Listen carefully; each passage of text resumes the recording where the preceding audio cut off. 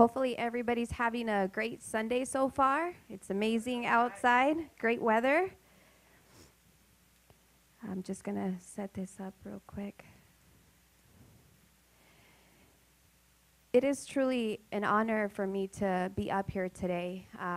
When I was asked, the first thing that came to my mind was, why me?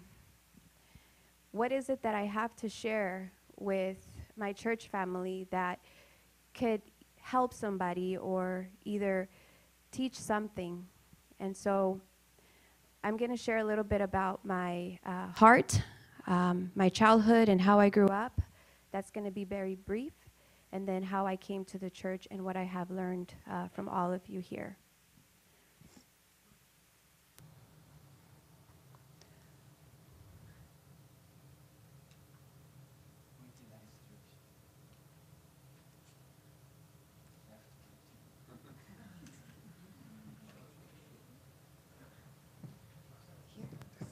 Okay. All right. Thank you. So the name of my topic is the completion stage. And as all of you that know True Father's teaching, there's always a formation stage, there's a growth stage, and there's a completion stage. And that pretty much follows with everything that we do, from individual to family to community and the world. And so I was born on a Thursday, September 29, 1983. At the age of 5, I quickly had to realize that we lived in a broken world. I was just a child, but I grew up without a father. I had a great mom. At that time, I had 2 other siblings, and because of some hardship, my mom had to go and leave us with our grandfather in Mexico that I had never met, so that she could work because childcare was too expensive being a single mother on her own. And when we were left there, it was a new environment. I was a child. I was very accustomed to the American way. It was a farm. There was no TV, no toys. Everything was done by hand. If you wanted to eat, you literally had to go and catch a chicken and kill it and then cook it. So it wasn't all bad. And, a lot of times people say, wow, your story is so sad. But I learned a lot during these times. I learned stuff about nature, how we're so spoiled here in America, having a dishwasher and having, laundry and all of that. And so in Mexico, everything is done by hand. You literally have to work in order to eat. And so I learned a lot of great things from my grandfather. During that time, I remember thinking a lot about, why did my mom leave me? Why do I have to be away from her? And I would see other children with their families that had their mom and their dad, and they had just a better life.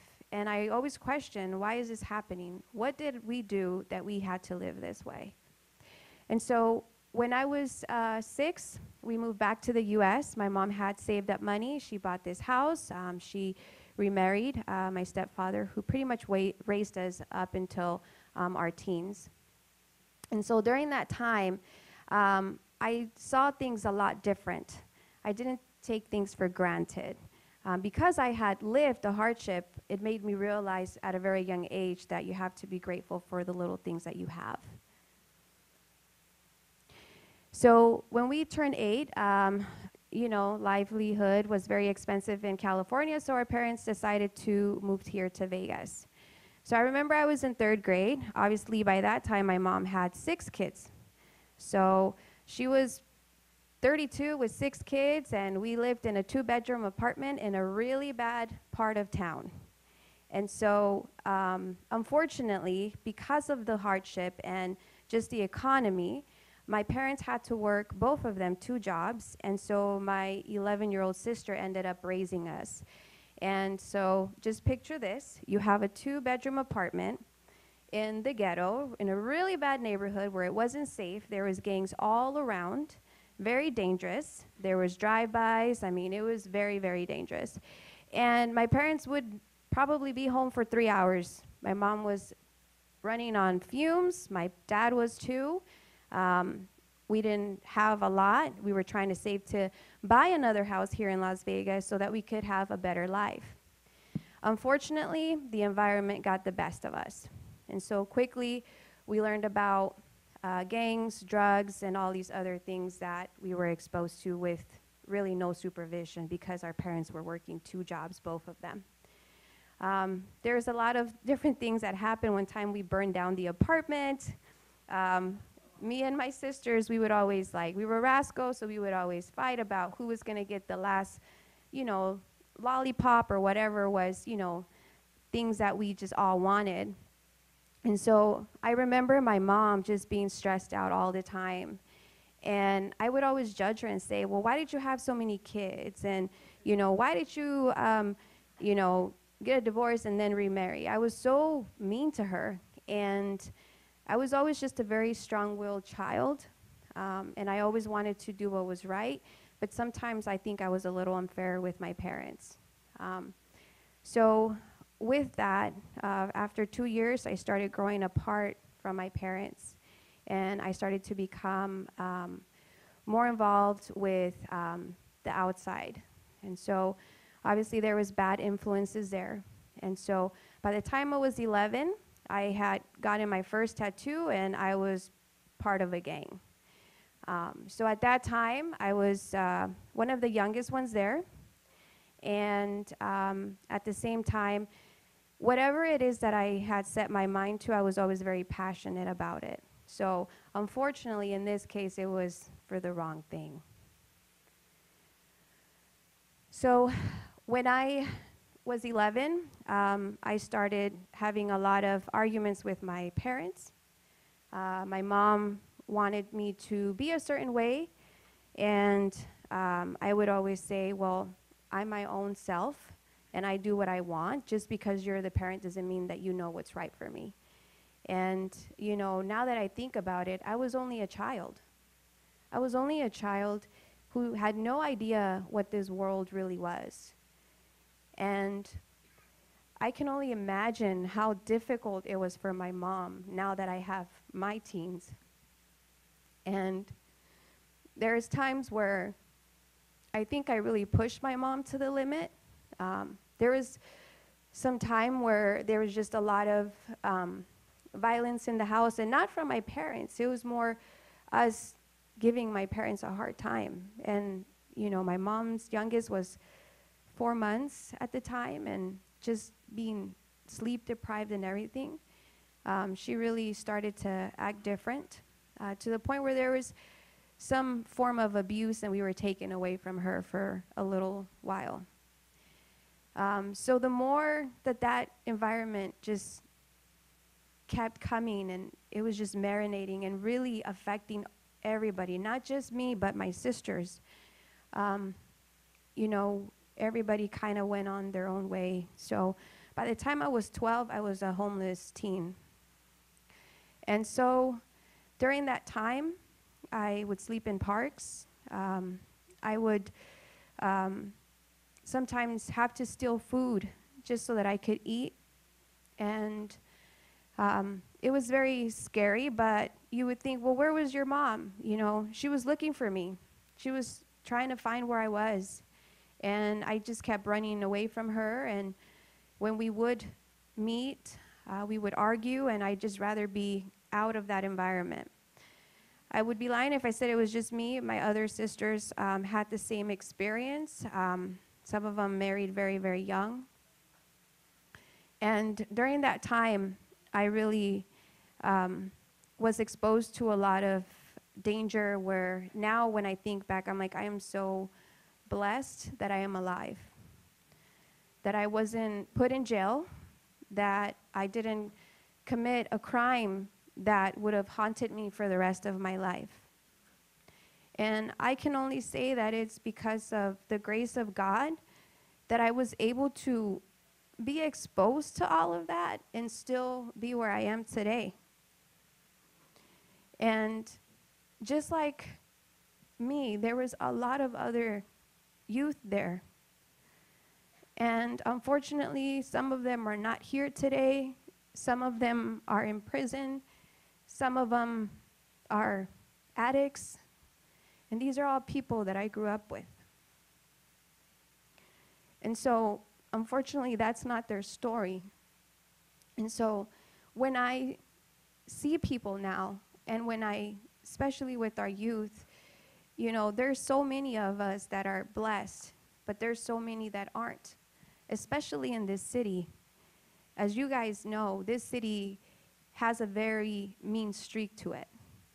And if we're not doing our part to reach out to that youth, whether it's through CARP or the youth program that we have, or even just with family and friends, and sharing, true parents, then we're not going to be able to complete the mission that True Father left us to do.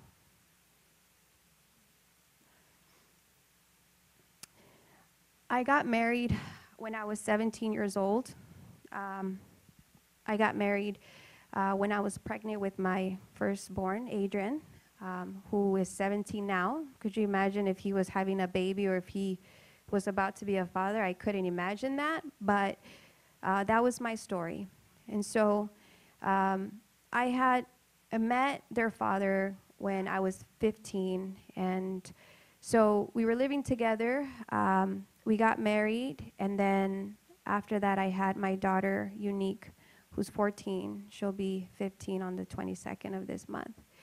And so with all of that, I feel that sometimes God is not forced, but because we're rebellious and we try to do our own way, and He has a plan for us, sometimes the course of things have to change. And because we ignore the calling or we ignore what we need to do, our portion of responsibility, then certain other things need to happen. And so I feel that by me getting married so young, it pulled me away from the streets where I was. Because if I wouldn't have gotten married, who knows what would have happened. But with all of that, I had my 2 beautiful children. And I was divorced by the time I was 19. And I was a single mom. And so the story started to repeat itself from when my mom at that time said, this needs to stop. We need to do something. We cannot continue to live our lineage this way. And my mom was, because of everything that happened, she grew very strong in the faith. We grew up Catholic, then Christian, but she always was very, very, attached to God, and she always talked about God to us. And so after that, my mom just said, you need to change, you need to work hard. Unfortunately, this is a situation, but God has a bigger plan for you, Daisy, and you need to get yourself together. You need to stop feeling sorry for yourself, stop thinking that you're not good enough, that you cannot do this. You can do this. And so my mom has always been my biggest supporter, but at the same time, she was also the person that I thought was my biggest enemy at one point. And it was because of her true love that I'm here today. And so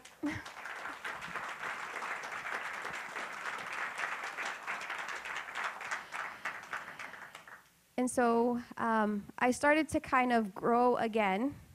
When I was single with 2 kids, I really felt that I needed to find out who I was. Because of all of the things that I had gone through, I felt that I never really gave myself an opportunity to know me. And so in order for me to know what kind of person I was, I felt that I could not be in a relationship with somebody else. And it wasn't fair to them either.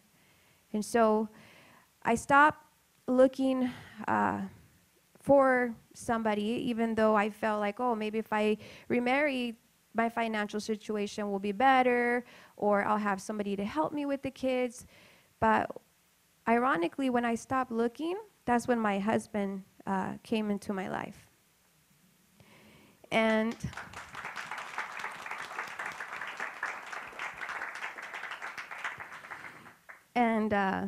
My kids were very small. My daughter was 4 and Adrian was 6. And I remember my son telling me, "Mom, I think I really like this guy. I think this is a good guy." But I always thought, well, I'm not really sure. He's not necessarily what I would have pictured. I had this illusion of what I thought was the ideal husband. And now I realize that God knows exactly who is the ideal person for you. Not yourself. Sometimes we get so caught up in the way a person looks or the way a person, how much they have or things like that. But God knows more than that. And so as soon as I allowed God to just take control of my life, my whole life changed. And so I want to talk a little bit about true love. Because my mom is the reason why I'm here today, and she has never given up on me. I want you guys to know that for the first 3 years, she tried and talked about true parents, and I just listened, and I said, "Mom, I know you love me, I know you want the best for me, but I don't agree. I don't know who you think these people are, or this couple. I don't know. I don't see that. That's not my belief, but I respect your belief." And so I want to read something here that I read from True Father. "They spend the last days looking at all things with a serious heart, all new feeling and a new appreciation among those people who walk the path of faith. I wonder how many have such an attitude, and how many value their life as divine life and face each day with new resolve. This is an important question because I am in this serious place. I keep going this way." And so this really touched my heart because a lot of times we say, or at least for myself, I'm like, what is my mission? What am I supposed to do? If Father was here, because I never had the pleasure to meet him, I rely on my older church members that had that blessing to interact with True Father, to share his heart with me and the rest of us. But I feel that through his teachings and his words, that he has left all of that ready for us. So he set up the formation stage. He set up the growth stage where the church grew, where everybody from the past had to work so hard and endure such hardship to make our church how it is today.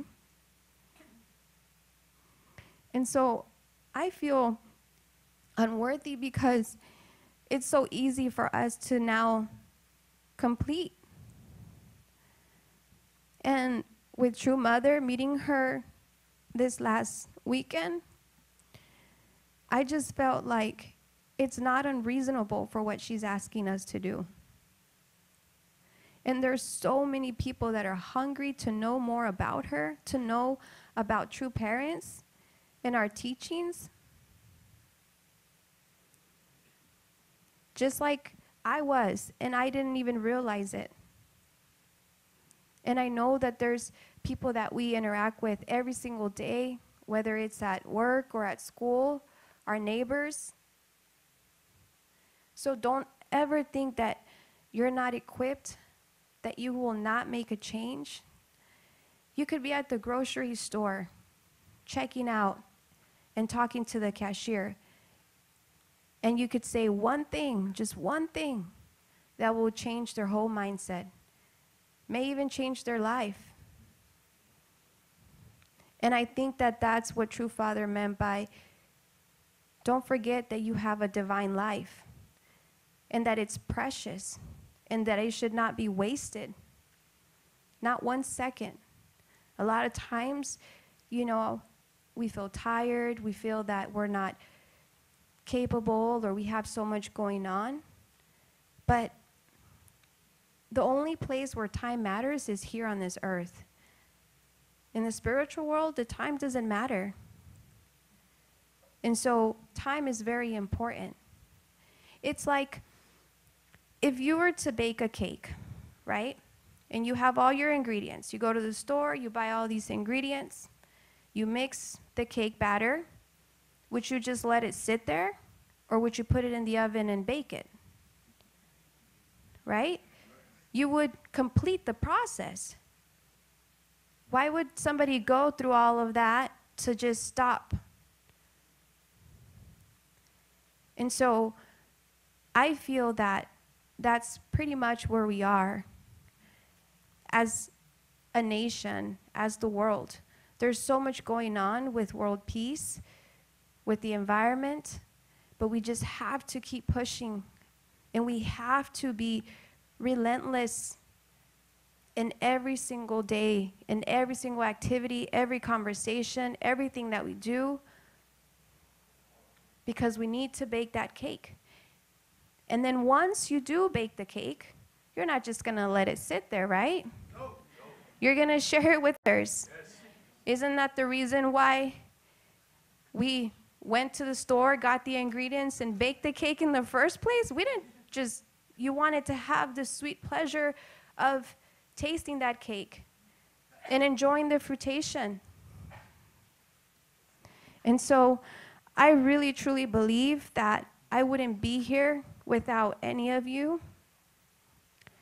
There's a lot of things that I have learned from my church family, and there's times where I wonder, I'm like, well, today I'm going to stay home and just relax. But the more that I've grown in my faith, there would be no other place that I would rather be than here with you guys.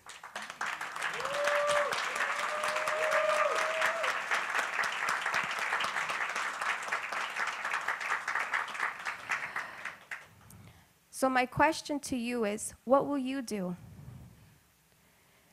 I know there's so many of you that do so much already, but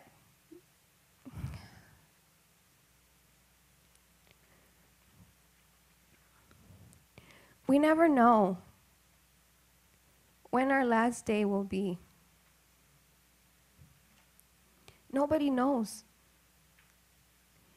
And I really believe when I read True Father's words that what we do on this life and what we invest to people is really what's going to determine how we're going to be in the spiritual world. We're not going to be able to take any of the stuff that we have. Nothing. We might say, well, I'm going to make sure my kids are set up for success. I'm going to pay for their college. I'm going to give them a big home. But all of that doesn't really matter, because you could leave that, but if you don't invest into people spiritually, you're not really helping them.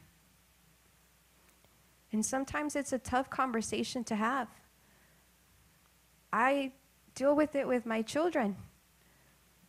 They have their own beliefs, they have their own faith, but just like my mom, I'm not giving up. I have faith.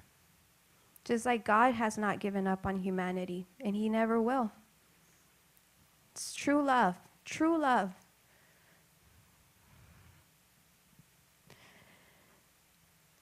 And so I apologize for sharing this image ahead of time, but will you be this guy?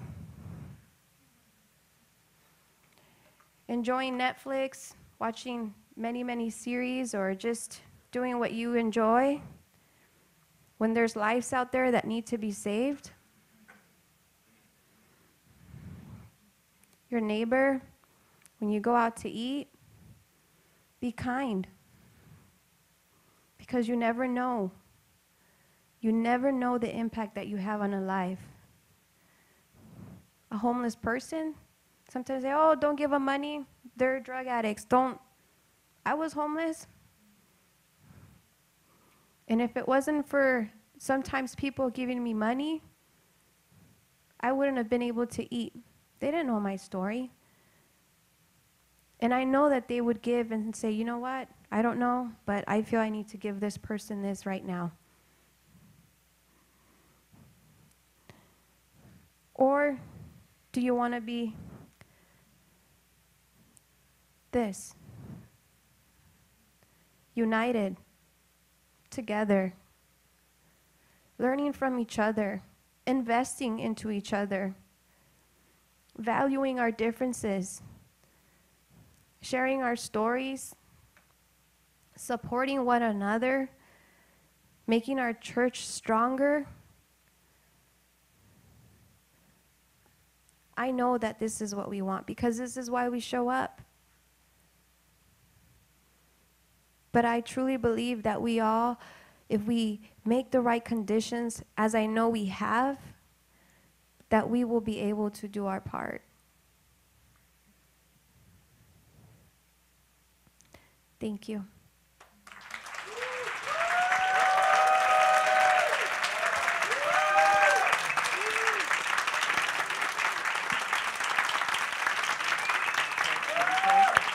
Can you pray?